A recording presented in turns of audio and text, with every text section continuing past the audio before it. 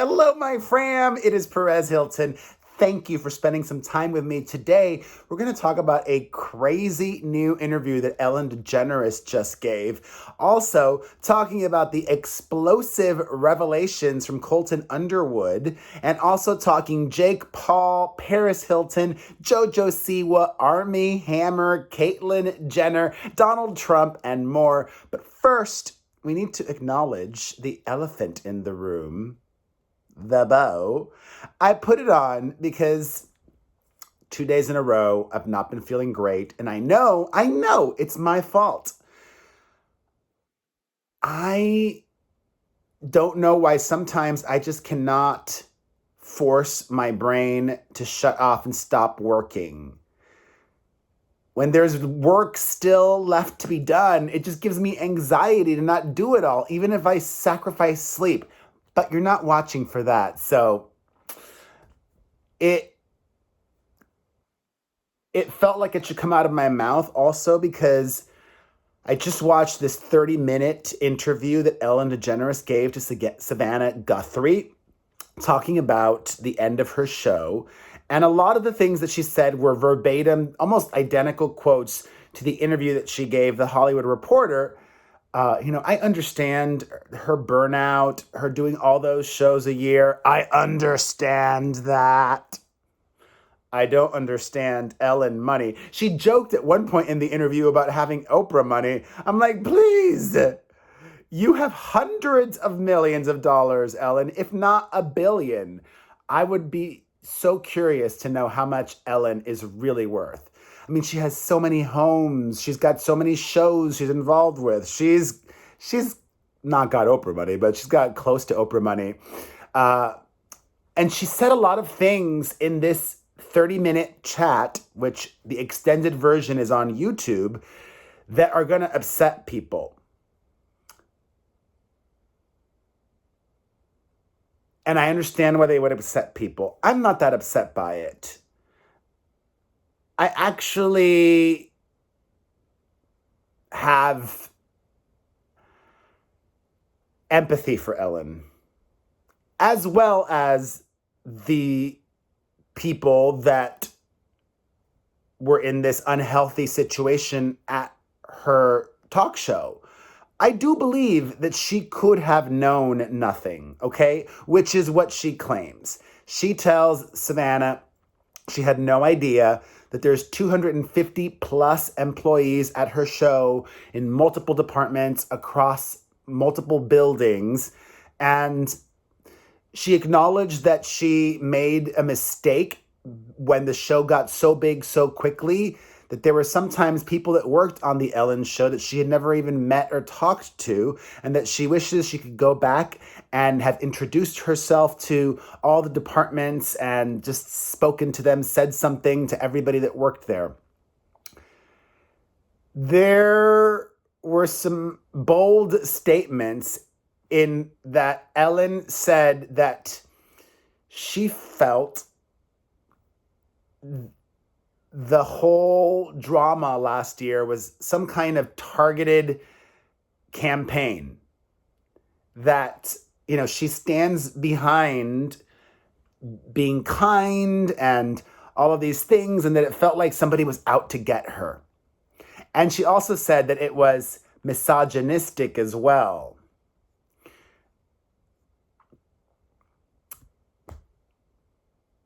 I will say this. There are some publications out there, BuzzFeed being one of them, and BuzzFeed wrote that series of Ellen exposés last year. There are some publications out there that want to just take down individuals. Like they purposefully will. It happens a lot also in the creator world, like YouTubers and influencers. Like, there are publications that cover them a lot. And I see the journalists sending out tweets. Like, if you've had a negative interaction with a creator, email me. And that's fine, but for that one person who had a negative interaction, unless it's a truly awful human being, there's probably a lot of people that had positive interactions. I don't know. I do believe there is some truth to what Ellen said. And you know what? Congratulations. You've been doing this show for nearly 20 years and it was incredibly successful. And you're still young enough to be able to do what interests you and what you're passionate about. I dream about that all the time.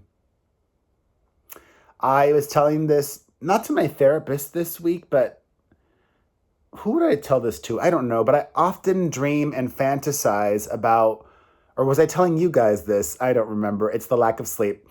I often dream and fantasize about what I would do. I was telling you guys this. Yes, yesterday.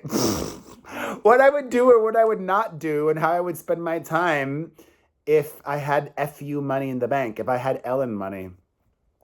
Speaking of explosive interviews, Colton Underwood sat down with Variety and dropped some real juicy tidbits. His coming out interview with Good Morning America earlier this year was not just, oh, I'm ready to live my truth authentically. He reveals that he was being blackmailed. That's at some point over the last 12 months or so, last year, he visited a gay men's spa.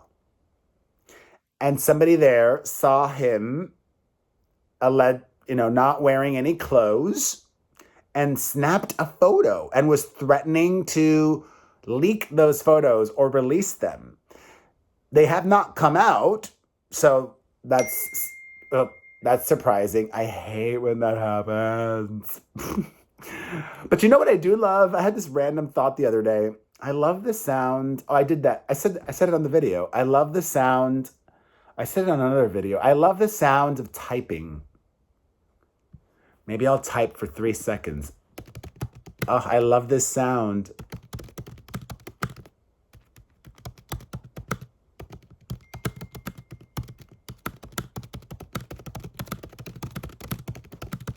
And I'm actually typing.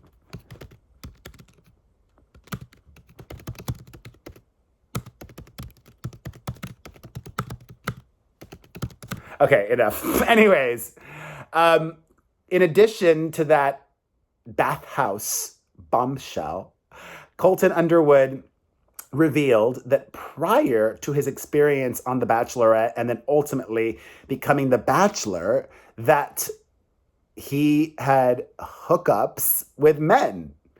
He claims he was still a virgin, that he didn't have the S and then the E and then the, but that he would hook up with men. So not quite a virgin. And that he was on Grindr. I mean, a lot of people, especially like the women on his season of The Bachelor, he knew ahead of time who he was. He knew. But you know what? Like Ellen, I have compassion and understanding. And honestly, well, I don't know. I'm all about being honest and real. But also, I really understand somebody wanting to be famous and somebody wanting to be on TV. I don't know if, like, I would be doing a reality TV show that was a straight up lie. Like, I don't know if, like, well, maybe, I don't know. The Price is Right. If The Price is Right, I'll do anything. I'm honest. Because I don't have that FU money in the bank. If somebody wants me to do a reality show pretending I'm married or whatever, I probably wouldn't, just because that would backfire. But then again, if I get outed as like being in a fake marriage, like who cares, right? Like that's not going to destroy my career. It would be just more publicity. I don't know. I'm an idiot. But I'm not that bothered by Colton. You know, he claims that he went ahead and he did The Bachelorette because he really just wanted to be straight. He thought that doing The Bachelorette would make him straight. Girl, please. No. I did like that he also took real accountability for his toxic behavior towards his ex, Cassie, and also clarified smartly that it never got physical, according to him. He never hit her or maligned her physically. That's a good word I just used. Maligned her physically. Does that even make sense? Let me see. Malign. Could that work in a physical way? Evil in nature or effect. Malevolent. Verb. Speak about someone in spitefully critical manner. I guess it could still work. I don't know, whatever. Anyways, good on him and good on Ellen and good on everybody. You know, I was telling this, who did I tell this to? I don't even know. I have conversations. Who did I tell this to? Oh, I remember who okay. I had a Zoom meeting earlier this week, and I revealed that I filmed something a month ago now, and it was an interview, and I was being asked about this person, and in the past, I would have used terminology like hot mess. A lot of people use that term, hot mess. A lot of people still use that term, hot mess. But it did not feel okay with me to use that term. I have more understanding now. Now I would say that person is going through it. That person is struggling. That person is dealing with a lot of things. Because I see things clearer now. I'm older. 43. But I still love, even if I'm tired, like Ellen said in her interview, I still love doing what I do. And wouldn't it be amazing if I got to do this live? I would love to do a live show like the Ellen show and have that exchange because I love being on stage. I said that yesterday in my video yesterday. I love being in front of people and trying to put smiles on faces. And I'm thankful that I get to do that this way across social media. If you're bored or just cooking or cleaning or in the car, listening while not even watching, thank you. Thank you. Speaking of TV, congratulations to JoJo Siwa. JoJo is going to be the next Diddy or Simon Cowell. She's already a mogul, all right? Not exactly. I don't know if that's a JoJo hair bow, but she already makes so much money with her hair bows and all of the other categories that she's in, selling so many products. But JoJo and her mother are going to be starring in a new show called The Siwa Dance Pop Revolution. It's going to be streaming on Peacock, and JoJo is going to put together a pop group. Her mother is going to put the kids together to determine the final lineup, and JoJo will serve as the show's choreographer and mentor. I'm all for it. And speaking of Peacock, they gave Perez Hilton her own show as well. Perez is returning to reality TV for a 13-episode series chronicling her wedding. I want a show on Peacock. Come on, Peacock. It's probably never going to happen. I said that in my Zoom earlier this week. You know, I dream and fantasize about. I got to stop being negative about that. It will happen. I got to get back to my positiver thinking. Anyways, it's not about me, but I make everything about me. I own it. Paris is engaged to be married, and if she's been engaged many times in the past, if this engagement doesn't end up in marriage, great TV. And if the engagement does end up following through with nuptials, great TV as well. So, fabulous. All right. Speaking of reality TV alum Caitlyn Jenner gave an interview to CNN where she claimed that she did not vote in the 2020 elections. but voting records in Los Angeles County prove that Caitlyn did vote last year. So why lie about that? Caitlyn Jenner is not very credible.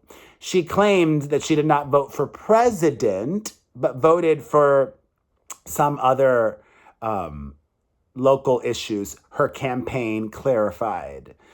Speaking of former people in the White House, over the last 2 weeks at some point, Donald Trump FaceTimed Jake Paul, because that's very on brand for both of them.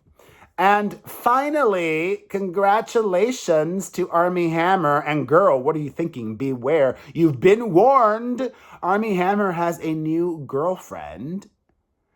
She is a local that lives in the Cayman Islands, where Armie has been living with his family. He's back there. And Armie and the new girlfriend are already living together. Wow. This woman is a dental hygienist. Although it really should be dental hygienist, right? I don't know. There's hope for Armie Hammer. I'm lovable. What else? I don't know. Let's just chat for a minute. Yeah? All good with you? I hear that.